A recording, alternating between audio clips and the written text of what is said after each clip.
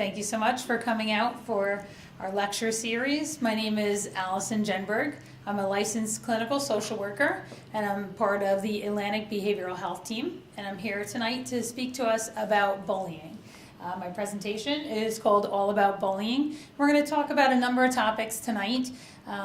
It is very challenging parenting children in this day and age, and so we thought this topic of bullying would be an interesting one to discuss from all the different angles. As a parent that has a child that's being bullied, if you have a parent that you're concerned that your children aren't being active enough in the school system, trying to help encourage them to be a good peer to other students that may be bullied, and also to look at it from the angle, what if you find out that your child is the one that's actually doing the bullying? What can you do as a parent to try to curb that behavior and some appropriate disciplinary techniques that you can use?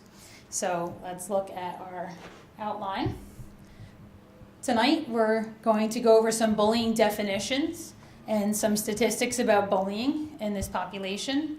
We're going to discuss how schools are addressing bullying incidents. Okay, I am not an expert in the law. I will preface it by saying that, but we're going to cover some of the key points in the Anti-Bullying Bill of Rights and some really interesting kind of points that parents should know about bullying and the investigations that the schools do when they think there's a bullying incident. What you can do for your child if you think they might be bullied. We're going to talk about cyberbullying. This is a newer topic, but a very important one as our kids get more and more involved in technology. Cyberbullying becomes more prevalent, so we're going to discuss that topic as well. How to teach your child to stand up against bullying and be a good peer, and also when your child bullies, what we can do to address that. So we're going to start with definitions.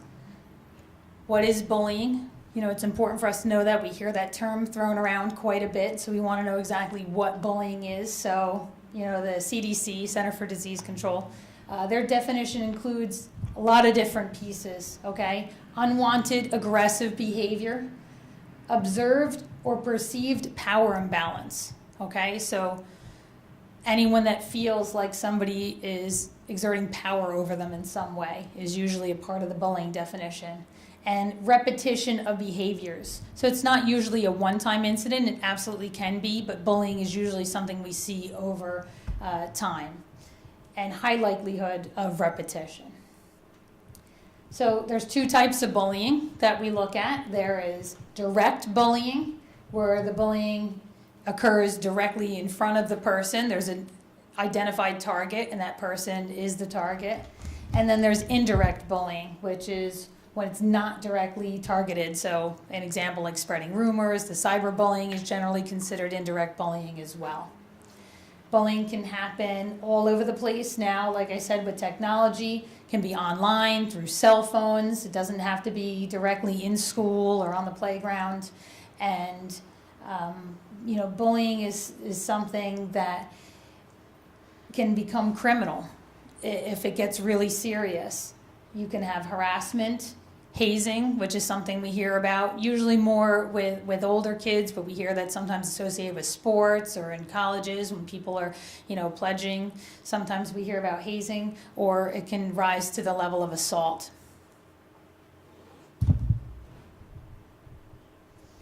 So some statistics when we think about bullying, we always like to kind of take a look at the numbers and ask ourselves, well, how serious is this problem? You know, how much of this are kids really just being kids, and how much of this is really being a problem for us?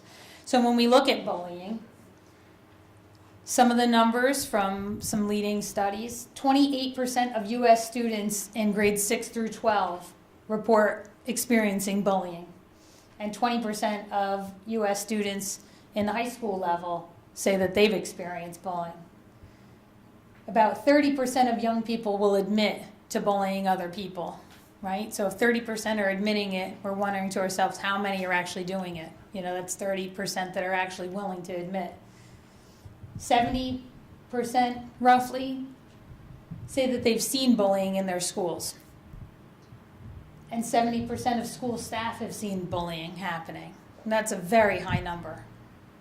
62 say they've witnessed bullying 2 or more times, and 40% say they're witnessing it once a week or more. Okay, so that's really high numbers in the schools. So this is definitely an issue that we should be concerned about.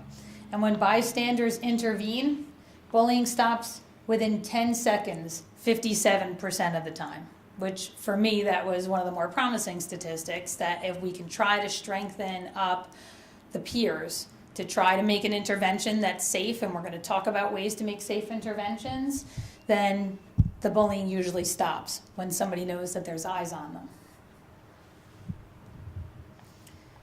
When we talk about cyberbullying, 9% of students in grades 6 through 12 are experiencing some kind of cyberbullying, and 15% of high school students were electronically bullied in the last year.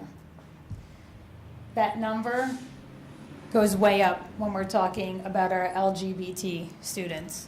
So this is a very vulnerable population we need to be aware of. How often are kids bullied? 49% of children, grades 4 through 12, report being bullied by other students at school at least once during the past month, and about 31% reported bullying others during that same time frame. So this is something that is, defined as frequent. They kind of give some more statistics about what frequent really means. So you can see by the numbers, this is clearly an issue.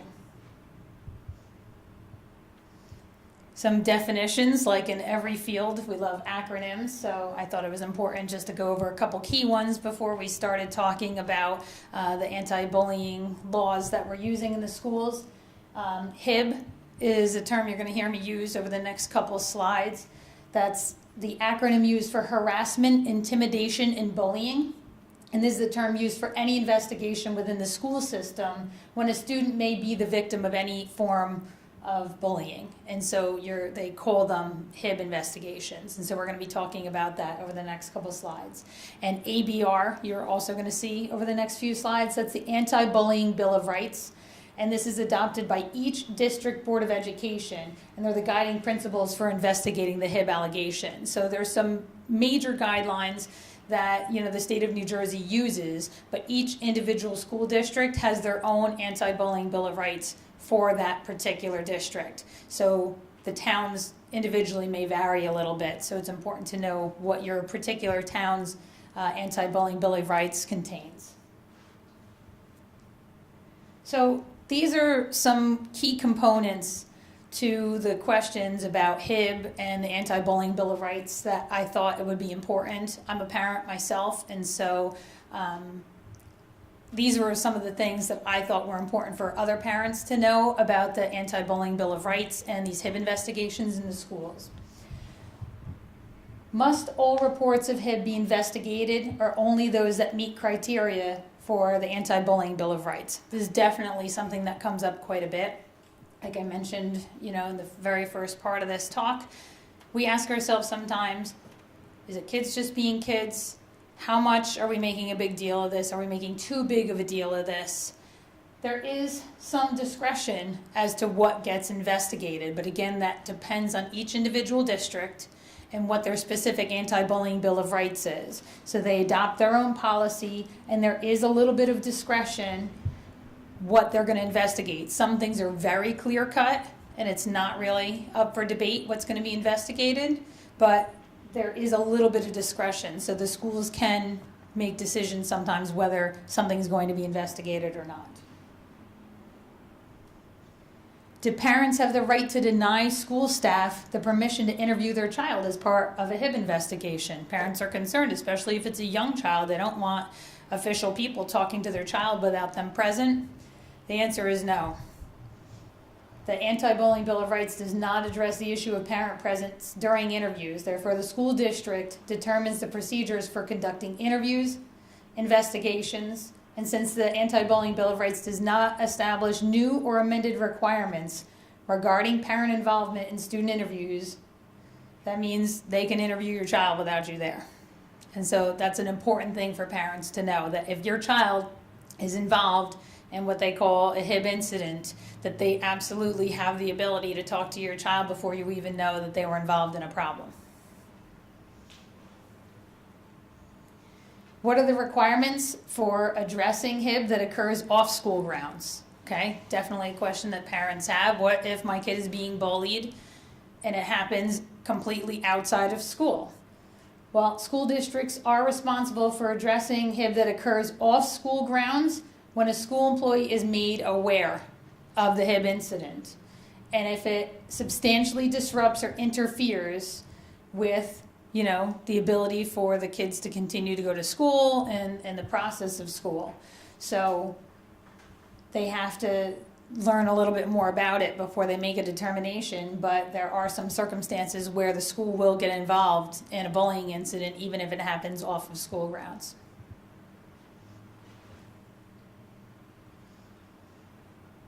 The CSA, that's another acronym, Chief School Administrator, is the CSA required to present the results of each investigation regardless of findings to the Board of Education, because people want to know, okay, so this bullying incident occurred, they did this investigation, they write this whole thing up, where does it go?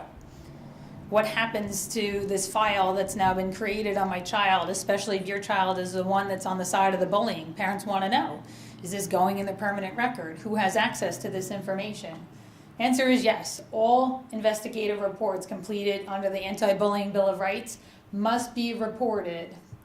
And who is required to report the results of the investigation goes to the Board of Education, those results.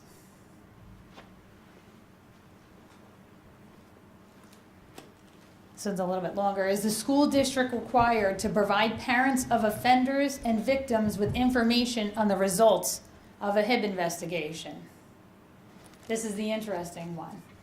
Yes, they do give you some information, but there's a big but at the end. I'm not going to read this whole thing because it's a large slide.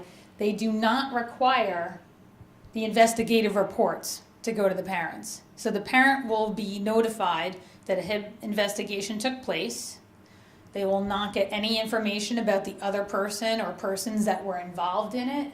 They might not even be able to get any access to the details of what the incident was about. It depends on the circumstances. So the investigative report itself, the parents do not have access to.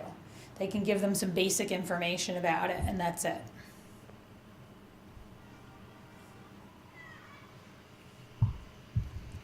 Must student records be maintained for HIB cases? And if so, which files have to be maintained? It's important that school districts do maintain some of these records because when students transfer from district to district, certain information has to be shared, particularly when it comes to disciplinary action. A new district has to be notified if any kind of disciplinary action was imposed on a student, particularly when it comes to HIB. So they do keep those files, and that information is shared with a new district. So if you move from one place to another, that new town will have access to some of that HIB information as well. How should school officials proceed when the same source repeatedly reports HIB of a student, but the investigators of the report do not reveal evidence to substantiate the report? This is almost like a reverse bullying situation. Somebody keeps saying, I'm being bullied, I'm being bullied. They do investigations, and they're finding out that there's really nothing to substantiate it. Well, they can actually do their own kind of back investigation, and they can, make documentation to say that this is not substantiated. And there's provisions usually in each anti-bullying Bill of Rights on how to address that with the student, and there can sometimes even be disciplinary action against the student that's making those false accusations. Depends on the district. But they do have to keep investigating it. That's the bottom line. So even if a person's reporting and they think it's false accusations, they do have to keep investigating it.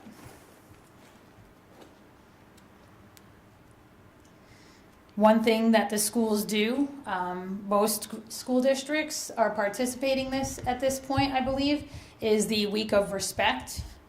This is something that the schools participate in to try to raise awareness for all the students that are involved, to try to help them understand that bullying is a really serious issue in the schools, to try to help them learn how to be better peers, and that usually happens in October. And I think most of the schools are participating in this at this point.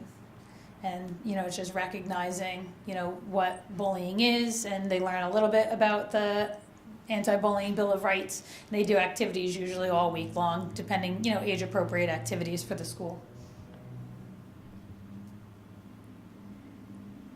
So the next portion that we're going to talk about is the effects of bullying, and what if your child is the victim of bullying. It's important as a parent to know if your child is being bullied. We know that kids sometimes don't like to talk to their parents. They don't tell us everything that's going on. So it's good to be aware of some of the signs that your child might be bullied, and really look for those signs actively, because they're not always going to tell us. When a child is coming home with unexplained injuries, that's definitely something you want to look into a little bit further. They may not want to tell you at first that they're being hurt by somebody at school. They're going to make excuses up. And so you want to really start looking at those things and tracking them a little bit better, and really encourage them to tell you honestly where these injuries are coming from. Lost or destroyed clothing, books, electronics, jewelry. Some kids will just chalk it up to being clumsy, misplacing things, saying their locker was left unlocked and things went missing. But if you're seeing a repeat pattern of things going missing, that can be a red flag that somebody is taking those items from your child. Frequent headaches or stomach aches, feeling sick, or faking illness. This is a very common occurrence in kids that are being bullied as a way to try to manipulate getting out of going to school. They're trying to avoid that place because it's scary for them.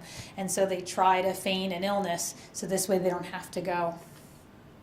They have changes in their eating habits, like suddenly skipping meals or binge eating. Kids may come home from school hungry because they didn't eat lunch. And this is kind of your classic bullying scenario when you think of the kids stealing the kids' lunch money, but this really does still happen. Kids take other kids' lunches, they take their money for their snacks, and so these kids might be showing this as a sign that they're being bullied. Difficulty sleeping or frequent nightmares. When you have a child, usually kids don't experience insomnia. Nightmares, obviously, for kids is a more common occurrence. But when you have a child that's regularly having difficulty sleeping or having bad dreams, you definitely want to explore that and see what's causing them the distress. Declining grades, loss of interest in schoolwork, or not wanting to go to school, especially for a kid that really enjoyed school before. If suddenly they're losing interest and they're not really participating in school the way that they used to, there's definitely reason for concern. Sudden loss of friends or avoidance of social situations. Being bullied can make people extremely anxious and afraid to be in situations where there's large groups of kids. And so when you have a child that was normally very social before and now they're avoiding those situations, you definitely want to talk to them about that as well. Feelings of helplessness or decreased self-esteem. Self-destructive behaviors such as running away from home, harming themselves, or talking about suicide. And this is obviously where the red flags are really going to start getting raised, when the bullying is getting so extreme that they're starting to show some real mental health symptoms. That's when we need to address that even further.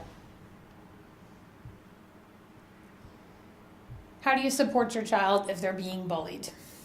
Every parent has their own style of parenting. Sometimes we don't know exactly what the answers are, how to help our child when they're in distress, but these are some tips that you can use if your child is being bullied to make sure that they know that you're there for them unconditionally.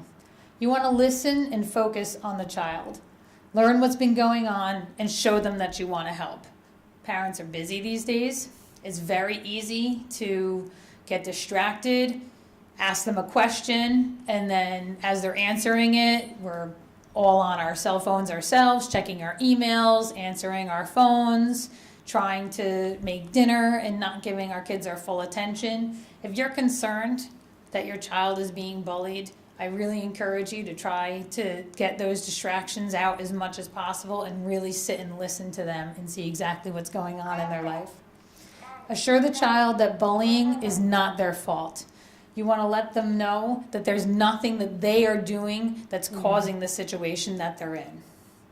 Consider that kids who are bullied may struggle with talking about it. Consider referring them to a school counselor, psychologist, or other mental health service. It's hard for kids sometimes to talk to parents. They don't know what to say. They're afraid that you're going to judge them. They're afraid that they're going to get punished in some way. And so sometimes it's easier for them to talk to somebody that's a professional, especially a trusted adult in their school who they think is going to be able to understand them, maybe knows the situation a little bit better. So encouraging them that it's okay to talk to one of those adults is usually a good way to deal with that as well.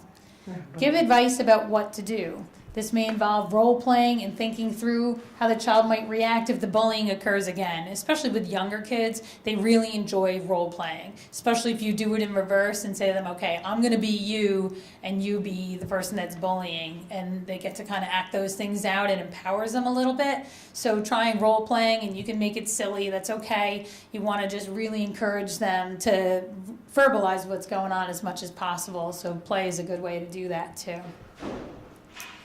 Work together to resolve the situation and protect the bullied child. The child, parents, and school or organization may all have valuable input. So I know it's easy sometimes when your child is being bullied and you feel like the school isn't doing anything to want to not partner up with the school to help you.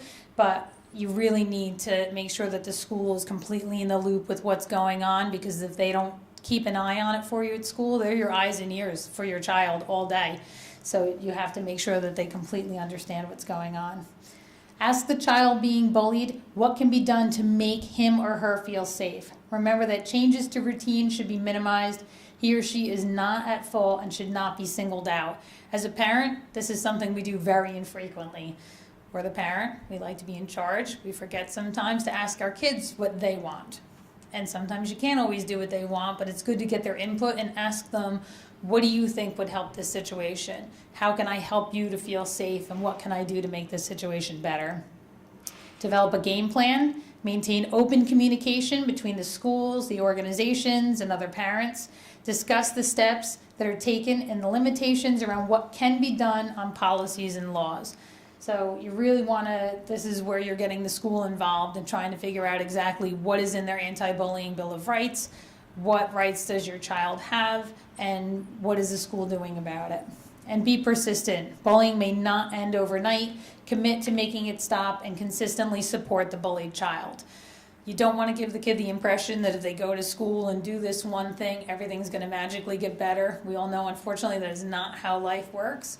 But if you support them and you continue to be strong with them, and we're going to talk about ways to get their peers involved to support them as well, things do get better. Remember that statistic on the first page. When our peers intervene, bullying stops within 10 seconds, most of the time. Things to avoid. Because since we're all such perfect parents, we never make mistakes, right? So things that we want to avoid: never tell the child to ignore the bullying. You can't completely ignore it. Ignoring it is not going to make it go away, unfortunately. Don't blame the child for being bullied. Even if he or she provoked the bullying, no one deserves to be bullied. Sometimes we have that tendency to ask, well, what did you do? What happened that made this person want to start picking on you or bothering you? It doesn't matter. That no one deserves to be treated unfairly. Don't tell the child to physically fight back against the kid who's bullying. They could get hurt, they could get suspended, or they could be expelled. And that's like your classic answer, well, hit them back, right? You hear that constantly. That's what parents say. Well, if they hit you first, hit them back, okay? It's not always the right answer. People do get hurt, and then now your child is involved in another incident as well, and that's not really helping the situation. Parents should resist the urge to contact the other parents involved. It makes matters worse. School or other officials can act as mediators between the parents. That one becomes challenging, especially when you know the other parent or you're involved in other activities with that parent, but you really want to try to resist that urge, especially if it's a situation where there's a lot of kids involved. You could definitely escalate the situation, because it could just add fuel to the fire, because then now that child is hearing it from the parent as well, and so it just gets overcomplicated. We talked a couple slides ago about when your child is showing signs that they might be bullied. we unfortunately know that children who are bullied have an increased risk of suicide. And so I put this slide in the presentation to talk briefly about that risk. Suicide is the third leading cause of death among young people, resulting in about 4,400 deaths per year. And for every suicide among young people, there are at least 100 suicide attempts. And over 14% of high school students have considered suicide, and almost 7% have attempted it. So these are some of the signs that your child may be thinking about suicide. This is the very far end of the spectrum, thankfully, for most people that are bullied. There's usually a lot of intervention that happens because the awareness is being raised so much, but it's really important that as a parent, you're familiar with some of the signs that your child could be thinking about suicide. And the best thing you can do to guard against your child trying to hurt themselves is ask them. If you're afraid that they are thinking about suicide, ask them, are you thinking of hurting yourself? Are you having thoughts of suicide? Awareness is the key to prevention, because when you tell a child or tell any person that you are worried about them, that you care about them, that you're afraid that they might hurt themselves, if they were thinking about it, they're already now thinking twice about it, because they know somebody's watching. They know somebody's caring. They know somebody's thinking about them. And so those thoughts already are going to be automatically reduced. You can't be afraid. And one of the things we talk about in mental health all the time is by bringing up the topic of suicide, you're not going to give somebody the idea. Saying to somebody, are you having thoughts to hurt yourself? Nobody has ever responded back, well, I wasn't. But now that you mention it, that's a great idea. That doesn't happen. So get that fear out. It's okay to talk about it. It's uncomfortable, but don't be afraid. The not talking about it is the scary part. What about the increased alcohol and drug use? Absolutely. That's definitely in there. You see that a couple things down? Yes. I wanted to see if there was a direct relationship. It's definitely, I think, in both the bullying, you're going to see it as a coping mechanism. Unfortunately, when kids are bullied or they're having any kind of problems, they're going to turn to something to self-soothe. And so drugs and alcohol absolutely are going to be a go-to because it's easily accessible, whether we want to admit that or not. So you're going to see an increase, so that's something as a parent you need to be aware of as well. And in terms of assessing for suicide risk, it's definitely a risk factor. When people are using drugs and alcohol, it lowers their inhibitions. And so when they're already having some mental health issues, and now they're inhibited by drugs or alcohol, their chances of making a suicide attempt just continue to increase because they're not thinking clearly. So thank you, that's a very good point.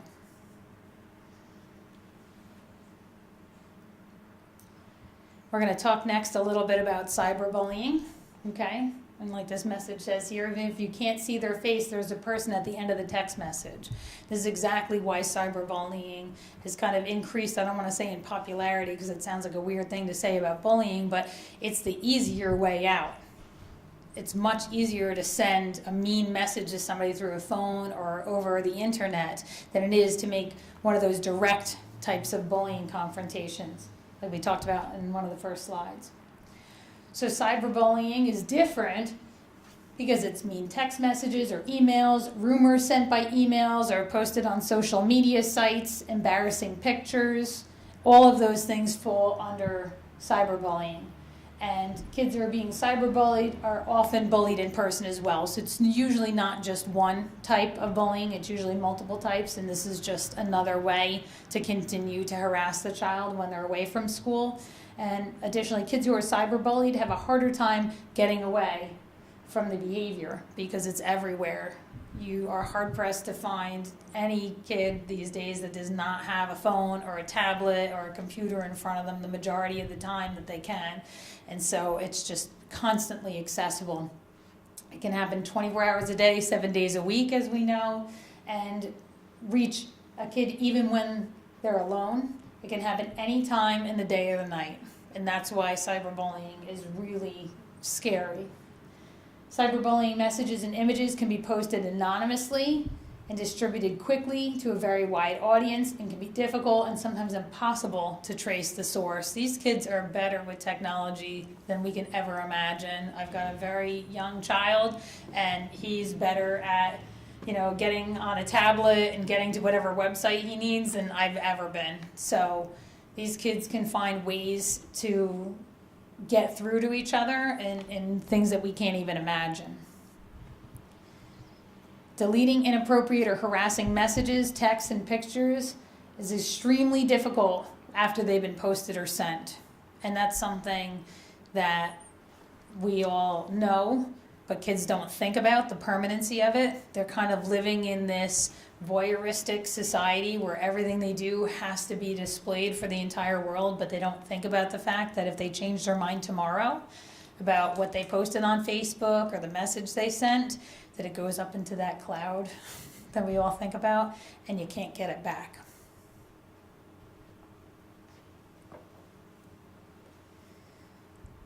Cyberbullying has similar effects as regular face-to-face bullying does, but it can definitely, have some additional effects of increased anxiety, the drug and alcohol use that we were just talking about before.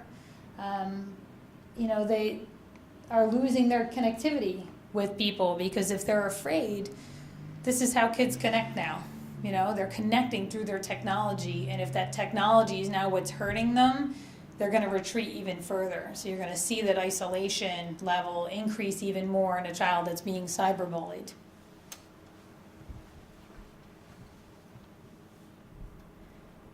So what can we do about this? We've got kids that are vulnerable. We want to encourage everyone else to be stronger. And if we can encourage the rest of the kids to be stronger, then it's going to help the one that may be feeling a little bit weak.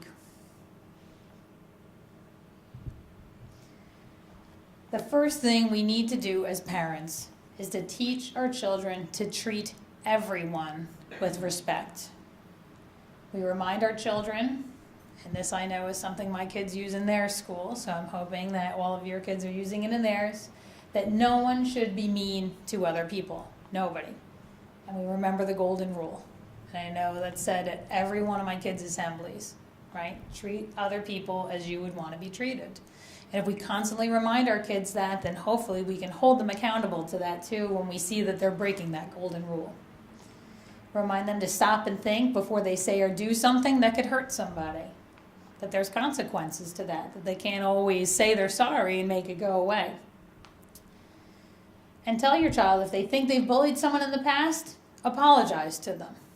It's important as a parent to teach your children, even at a very young age, to take ownership when they make a mistake, that we're all going to make mistakes. We're going to say things that are hurtful sometimes.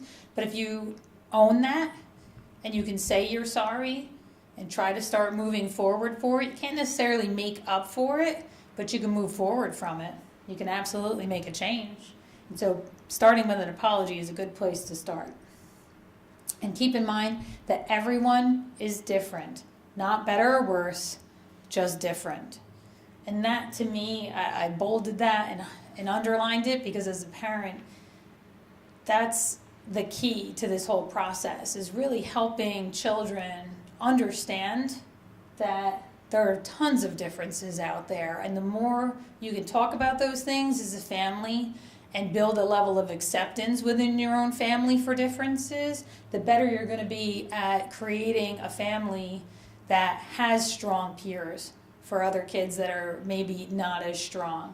And you can do that by exposing your kids to different cultures, taking them to cultural events, and learning about different, activities that they do, visiting different neighborhoods, not necessarily traveling. We can't all travel the world, but there's a lot out there just, within New Jersey that you can access in terms of, like I said, cultural activities and different kinds of events where you can really help your kids understand. Teaching them to volunteer is a great way to learn about people and things that are different. Giving them the ability to learn the joy in helping other people is a great way to strengthen them up. Other things we tell our children, when you see bullying, there are safe things you can do to make it stop. They can talk to a parent, they can talk to a teacher or another adult that they trust, and adults need to know so that they can help. You know, kids are sometimes afraid to be that one that's going and telling an adult. They don't want to be that kid, but it's important to encourage them, listen, you sometimes need to go get an adult and get help, and that's okay. There's nothing shameful in that. Be kind to the kid that's being bullied. Show them that you care by trying to include them. Sit with them at lunch or on the bus, talk to them at school or invite them to do something. Just hang out with them, and that's going to help them understand that they're not alone.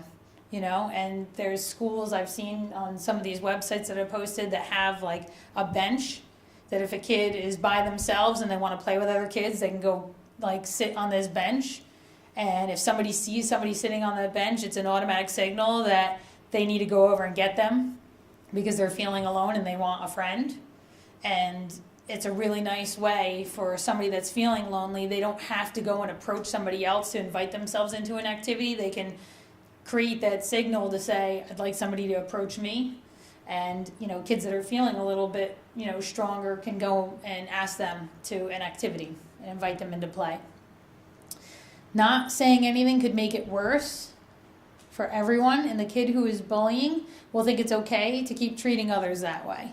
So when people are silent, their silence is basically giving an okay to what's going on. And so you really want to encourage your child not to be silent, that it's really important for them to speak up.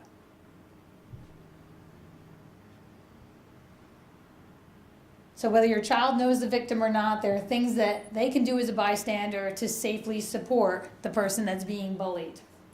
Number one, don't laugh. And don't encourage the bully in any way. Don't participate in any way in the bullying that's going on. Stay at a safe distance and help the target get away from the bullying situation. Don't become an audience for the bully. Reach out to that person that's being bullied in friendship and help the victim in any way that they can. Support them in private and let them know, listen, I see that this is going on and I want to help you in any way that I can, so let me know what I can do. If they notice that someone is being isolated from other people, invite them to join in an activity that they're having. Include that person in their activities and make sure, again, you tell them that it's okay to talk to an adult about anything that's going on, that we don't expect any child to take this on completely by themselves. So what happens when you find out that it's your child that's doing the bullying? This is every parent's worst nightmare because you're doing all this great parenting, you're teaching them all this stuff, you're getting them involved in these great activities, you're teaching them these lessons, and then you get the call from the school that it's your kid that's the one that's doing the bullying. Well, there's absolutely things you can do as a parent to stop this behavior right in its tracks. The first thing we want to think about is who is our typical bully? And there's psychiatrists that I work with, and we do some talks on prediction of violence. And one of the slides that we use, it has this catchphrase on it. And when I told him I was doing this lecture, he said, you got to use the hurt people, hurt people. So I said I would definitely do that tonight. But it's important to remember that hurt people, okay? This doesn't usually come from nowhere. People that bully usually are victims of some kind of either bullying themselves, have witnessed some kind of abuse or violence, and they're playing that out in some other way because they don't know how to express the pain that they have been feeling themselves. So they may witness physical and verbal violence or aggression at home. They may have a positive view of this behavior because of things that they're watching on television or other things they've been exposed to. And they act aggressively towards other people, sometimes including adults. They may hit or push other children. They're often physically strong, but not always. Cyberbullying definitely takes that element away. You don't have to be the big, strong kid anymore to be the bully. You can be anybody behind a computer. They may or may not be popular with the other children around their same age. It's not one of those things that's across the board. They have trouble following rules and they show little concern for the feelings of other people. That one's the most important. It's very important that as a parent, if you're noticing that your child is not showing empathy, that's something you really want to try to work on. So research has shown us that despite their differences, children who bully typically have one or more of the following traits. They are quick to blame others and unwilling to accept responsibility for their actions. They lack empathy, compassion, and understanding for other people's feelings. They've usually been bullied themselves. They have underdeveloped social skills. They want to be in control. They're frustrated, anxious, or sometimes even depressed, and find themselves trying to fit in with a peer group that encourages bullying.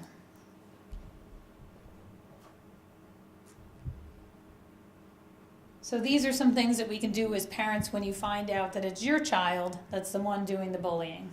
Number one, address the bullying immediately. This is not something you let wait until the weekend when you have more time and you can sit down and talk about it. This doesn't wait. You need to let your child know immediately that this kind of behavior is not tolerated.